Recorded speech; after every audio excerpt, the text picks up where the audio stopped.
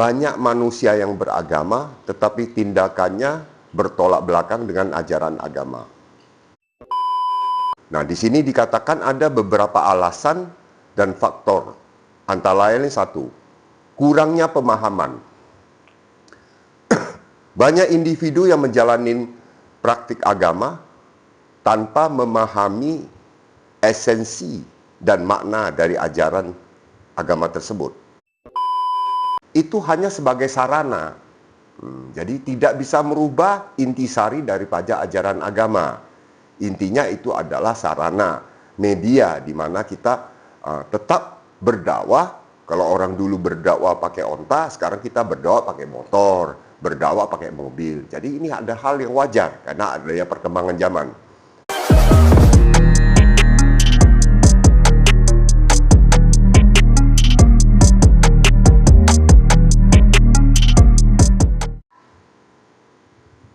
Bismillahirrahmanirrahim. Assalamualaikum warahmatullahi wabarakatuh. Pertama-tama mari kita bersama panjatkan puja dan puji syukur kehadirat Allah Subhanahu wa Ta'ala yang telah memberikan rizki dan rahmat kepada kita semua. Tidak lupa sholawat serta salam senantiasa kita curahkan kepada junjungan kita Nabi Muhammad SAW yang sudah membawa kita dari zaman kegelapan menuju zaman yang terang. Hai Sobat Kohalim, selamat pagi semuanya. Semoga selalu dalam keadaan sehat walafiat. Di pagi yang cerah ini, mari kita membahas suatu topik dengan judul banyak manusia yang beragama tetapi tindakannya bertolak belakang dengan ajaran agama. Apa alasan dan faktor penyebabnya? Ini menarik. Karena gini, karena kalau kita berinteraksi dengan orang, kita melihat dia agama A, agama B, agama C, tapi kadang-kadang tingkah lakunya tidak sesuai dengan agama yang dianutnya. Nah, ini kenapa sebetulnya? Ada apa sebenarnya? Karena itu kita bahas, akan kita kupas satu persatu. Nah, di sini dikatakan ada beberapa alasan dan faktor. Antara lain satu, kurangnya pemahaman. Banyak individu yang menjalani praktik agama tanpa memahami esensi dan makna dari ajaran agama tersebut. Itu satu. Yang kedua, hal ini dapat menyebabkan ketidaksesuaian antara keyakinan dan tindakan. Nah ini, jadi yang pertama kurangnya pemahaman.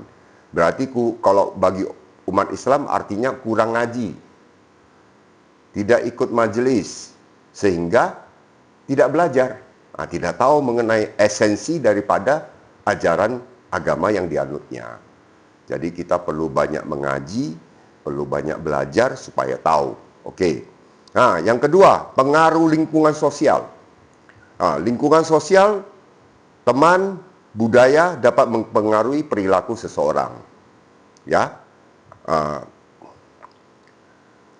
Tekanan dari kelompok atau norma sosial dapat mengarahkan individu untuk bertindak bertentangan dengan ajaran agama.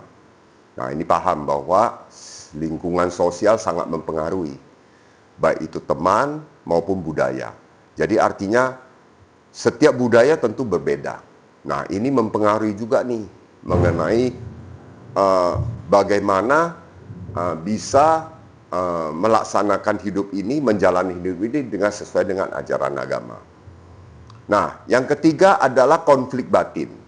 Nah, konflik batin ini adalah individu seringkali mengalami pertentangan antara keyakinan agama dan keinginan pribadi. Yang kemudian situasi emosional atau moral yang sulit dapat memicu keputusan yang tidak sesuai. Nah, ini individu. Jadi individu itu mengalami suatu pertentangan antara keyakinan dan keinginan pribadi. Jadi kadang-kadang dia pengennya begini, tapi di agama tidak diperbolehkan. Nah, ini menyebabkan dia menjadi konflik batin.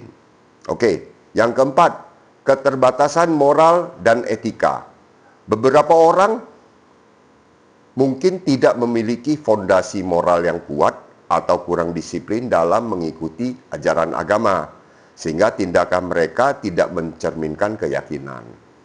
Ya, jadi ada faktor dari segi fondasi moral yang tidak kuat. Nah, ini juga bisa menyebabkan. Kemudian yang kelima, kehidupan yang rumit. Situasi hidup yang kompleks dan penuh tekanan seperti masalah ekonomi atau hubungan dapat membuat orang merasa terpaksa mengambil keputusan yang tidak sejalan dengan ajaran agama. Nah, ini.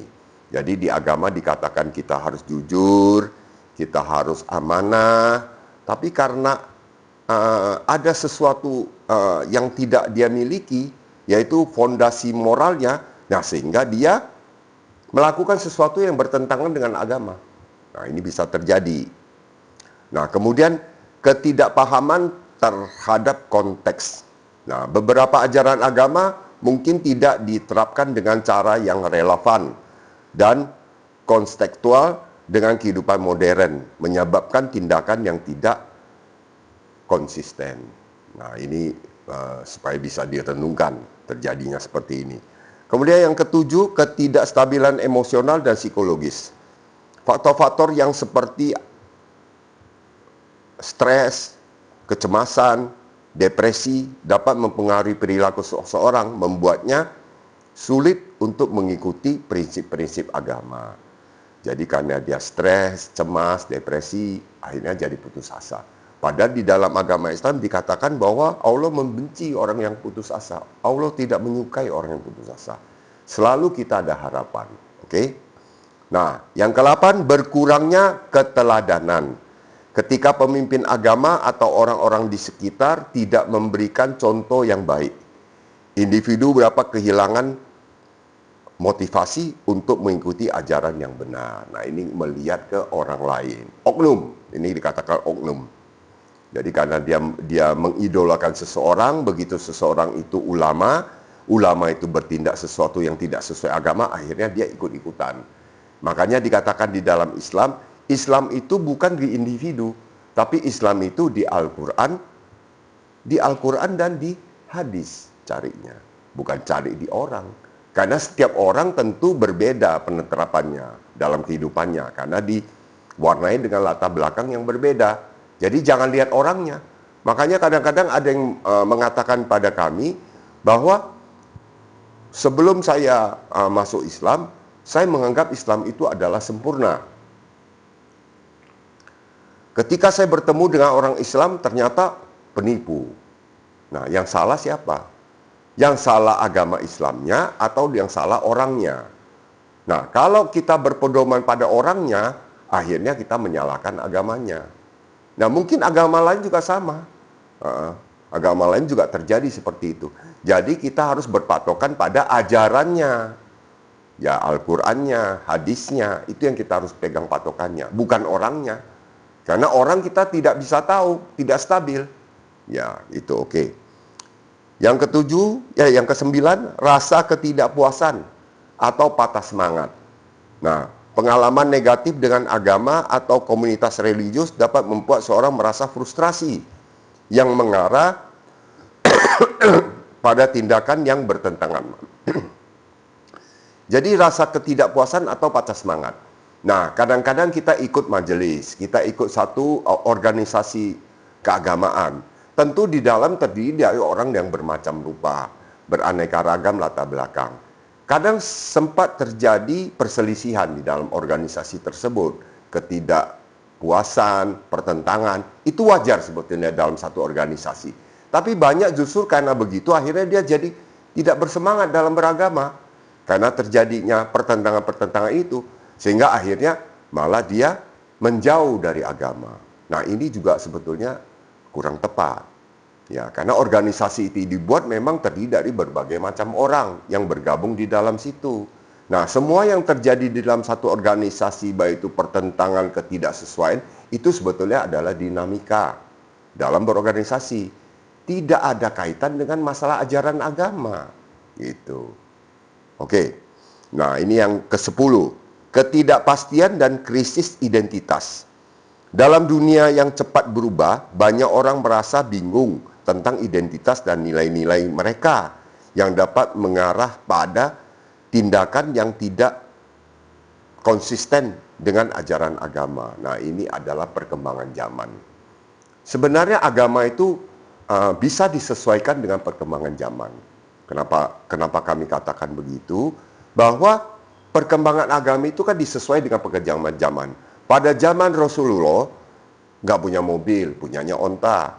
Jadi kita kemana-mana, kalau zamannya Rasul kita naik onta. Nah, beda dengan zaman sekarang. Zaman tahun 2025, ada yang naik pesawat, ada yang naik mobil. Itu hanya sebagai sarana. Jadi tidak bisa merubah intisari daripada ajaran agama. Intinya itu adalah sarana, media di mana kita tetap berdakwah. Kalau orang dulu berdakwah pakai onta, sekarang kita berdakwah pakai motor, berdakwah pakai mobil. Jadi ini ada hal yang wajar karena adanya perkembangan zaman. Oke, nah kesimpulan daripada yang kita bahas di topik hari ini adalah banyak faktor yang berkontribusi terhadap ketidaksesuaian antara keyakinan dan tindakan. Ya, pemahaman, dukungan, dan refleksi yang mendalam terhadap ajaran agama sangat penting untuk menyelaraskan tindakan dengan keyakinan. Nah, ini kalau udah bicara keyakinan memang sulit. Setiap agama mengatakan agamanya adalah agama yang benar. Nah, ini terserah masing-masing. Jadi kita sebagai umat Islam tidak memaksakan keyakinan kita kepada orang lain, apalagi kepada umat lain yang sudah mempunyai keyakinan. Intinya adalah bahwa di dalam Islam sudah jelas bahwa orang berpindah agama atau kembali ke agama Islam itu adalah sepenuhnya hidayah dari Allah. Itu konsepnya Islam. Jadi kita tidak pakai cara memaksa, mempengaruhi, mengiming-iming dengan harta, dengan sesuatu yang menyebabkan orang itu bisa berpindah keyakinan. Nah, ini cara-cara yang tidak dipakai oleh Islam. Islam intinya adalah yang ditunjukkan adalah akhlak. Nah, Nabi sendiri, Nabi Muhammad SAW diutus sebagai Nabi, itu juga memperbaiki akhlak. Bukan mengurus soal masalah hati, keyakinan. Gitu. Jadi makanya kita sebagai umat Muslim, upayakan untuk menunjukkan akhlak yang baik. Karena itulah yang terbaik yang bisa kita tunjukkan kepada yang bukan berkeyakinan agama Islam untuk bisa mencari kebenaran. Nah, yang kita sampaikan ini adalah kebenaran. Nah, ini kurang lebih seperti itu. Moga-moga ini menjadi satu inspirasi, motivasi untuk para pendakwah. Nah, para pendakwah itu kadang-kadang juga mengalami banyak halangan. Halangannya apa? Halangan terbesar itu adalah halangan dari diri sendiri. Di mana dia tidak bisa mempertahankan keistiqomahan. Kemudian dia berdakwah tentu membutuhkan waktu, membutuhkan biaya. Nah, ketika berdakwah dia membutuhkan biaya, membutuhkan waktu, dia memakai konsep untung rugi dengan Allah. Nah, ini bukan lagi pendakwah, gitu. Lebih cocok itu jadi sales, gitu loh. Nah, jadi makanya kita bagi kaum muslim, para mualaf yang ingin menjadi pendakwah tentu harus punya dasar ilmu. Dasar ilmu itu ya dengan apa? Dengan belajar. Belajar ngaji Al-Quran maupun belajar dari hadis atau belajar dengan ulama. Prinsip-prinsip fundamen daripada agama Islam tidak boleh diganggu gugat. Artinya itu sudah merupakan satu keyakinan, satu akidah yang tidak boleh dirubah. Kurang lebih seperti itu. Ya, moga-moga topik yang kita bahas di hari Jumat ini, di mana kita sholat Jumat berjamaah, moga-moga ini bisa menjadikan satu semangat, ya, sehingga bisa mengetahui, bisa tahu pasti. Jadi suatu saat kalau ditanya dengan topik ini, maka bisa sedikit banyak menjelaskan bahwa sebetulnya banyak faktor yang menyebabkan orang beragama tidak menunjukkan tindakan sebagai seorang beragama. Ya, jadi keyakinan dan tindakannya berbeda. Oke, moga-moga ini menjadi hari yang berkah buat semuanya. Kami doakan dan juga mohon doakan kami, semoga kami juga istiqomah. Bagi pemirsa yang belum subscribe, kami minta bantuannya untuk subscribe, komen, share, and like. Ini kurang lebih kami harapkan itu. Dan bagi pemirsa yang mau berdonasi, infak dan sedekah, silakan di rekening kami supaya acara ini tetap bisa berlanjut. Program kami yang tidak terputus adalah program Secangkir Kopi di Pagi Hari yang kami siarkan setiap dari Senin sampai hari Sabtu. Nah, moga-moga ini menambah wawasan, ya, mewarnai kehidupan, walaupun mungkin yang kami sampaikan belum sempurna, masih banyak yang salah, masih kurang. Kami akan tetap coba untuk memperbaiki, menyempurnakan, sehingga ini bisa menjadi acara yang lebih bermanfaat dan lebih fokus, bisa dinikmati oleh para mualaf, kaum muslimin, dan juga sobat dari Kohalin TV. Terima kasih kami ucapkan sekali lagi. Izinkan kami untuk mohon diri. Semoga kita bisa jumpa lagi nanti di acara Secangkir Kopi di Pagi Hari di hari berikutnya. Wassalamualaikum warahmatullahi wabarakatuh. Mari kita minum secangkir kopi di pagi hari. Bismillahirrahmanirrahim. Alhamdulillah.